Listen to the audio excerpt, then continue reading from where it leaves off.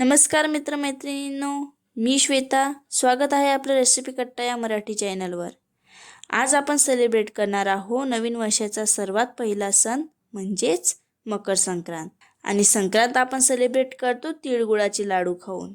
अगदी थोडक्यात आणि कमी वेळेत बनवल्या जाणारे हे तिळगुळ आपणा सर्वांना वर्षभर गोडी राखण्यास प्रोत्साहन देते. तर चला मग गोड गोड बोलण्यासाठी तिळगुळाचे लाडू बनवूया. गॅसवर मी एक पॅन ठेवला आहे. त्यामध्ये अर्धा किलोपेक्षा थोडे कमी शेंगदाणे घेतले आहे, कारण मला जास्त लाडू करायचे नाही.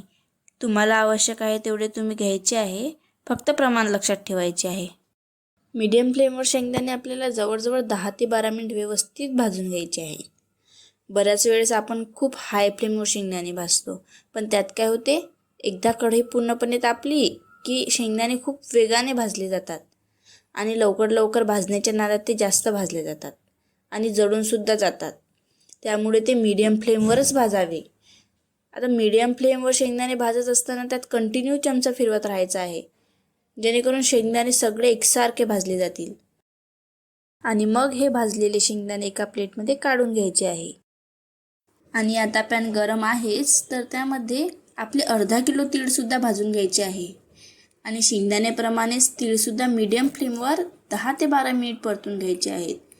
आणि हो, तीळसुद्धा हाय फ्लेमवर भाजण्याचा प्रयत्न करू नका, कारण हाय फ्लेमवर तीळ तडतड करतात आणि आजूबाजूला उडतात सुद्धा.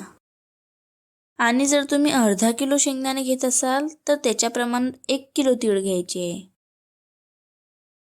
तिळांना लालसर रंग आला की गॅस बंद करून तीळ एका प्लेटमध्ये काढून घ्यायचे. आता आपण भाजून घेतलेल्या शेंगदाण्याचे टरफल आपल्याला वेगळे करायचे आहेत. त्यासाठी आधी शेंगदाणे थंड आहे त्याची खात्री करून घ्यायची आणि मग एकदम हलक्या हाताने शेंगदाणे घासायचे आहेत. घासताना शेंगदाणे खूप चुरा होऊ देऊ नका.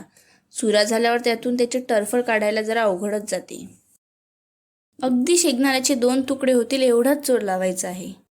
यानंतर आपल्याला लागणार आहे आजच्या रेसिपीचा शेवटचा मुख्य घटक म्हणजे गूळ.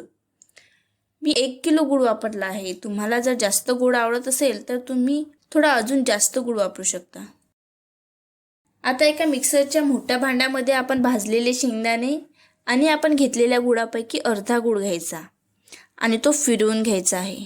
गूळ शक्यतो मिक्सरमध्ये फिरवण्याआधीच खलबत्त्यामध्ये फोडून त्याचे लहान लहान तुकडे करून घ्यायचे आहे, किंवा सुरीने जर कापता आले तर सुरीने सुद्धा तुकडे करून घ्यायचे आहे. त्याने मिक्सरवर जास्त लोड येणार नाही आणि तो व्यवस्थित मिक्ससुद्धा होऊन जाईल. आणि जसं की तुम्ही बघू शकता, मी एकदम बारीक पावडर करून घेतली आहे, पण तुम्हाला पाहिजे तर तुम्ही कूट मीडियम बारीकसुद्धा ठेवू शकता. आणि मग हे कूट एका मोठ्या प्लेटमध्ये काढून घ्यायचे आहे. आता मिक्सरच्या भांड्यामध्ये भाजलेले तीळ आणि उर्वरित गूळ टाकायचा आणि तो सुद्धा फिरवून घ्यायचा आहे. आणि मग आधीचे कूट आणि हे कूट व्यवस्थित एकत्रित करून घ्यायचे आहे. आता हे मिश्रण व्यवस्थित एकत्र केल्यानंतर त्याचे लाडू वळायचे आहे. पण जर तुम्हाला या मिश्रणात घट्टपणा हवा असेल तर तुम्ही थोडंसं दूध गरम करून टाकायचे आणि ते मिक्स करून घ्यायचे आहे. मी इथे शेंगदाणे आणि तीळ बारीक केले आहे, त्यामुळे त्याचे लाडू वळताना काही अडचण येणार नाही.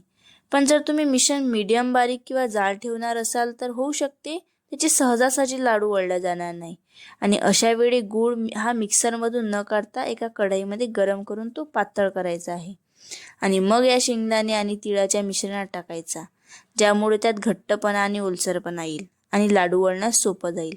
पण शक्यतो हे मिश्रण हाताने थोडा वेळ मळल्यास त्यात स्वतःहून घट्टपणा येऊन जाईल. आणि हो, लाडू वळून घेण्याआधी त्या मिश्रणाची एकदा टेस्ट जरूर करून पाहायची आहे आणि काही कमी जास्त असल्यास ते ॲडजस्ट करून घ्यायचे आहे. तर कसा वाटला आजचा व्हिडिओ आणि आपले तिळगुळाचे लाडू? आशा आहे सर्वांना आवडला असेल. आणि जर आवडला असेल तर व्हिडिओला नक्की लाईक करा, चॅनलला सबस्क्राईब करा आणि आपल्या गोड मित्रमैत्रिणींना शेअरसुद्धा करा. पुन्हा भेटूया अशाच एका गोड रेसिपीसोबत. तोपर्यंत आपल्या सर्वांना मकर संक्रांतीच्या गोड शुभेच्छा. धन्यवाद.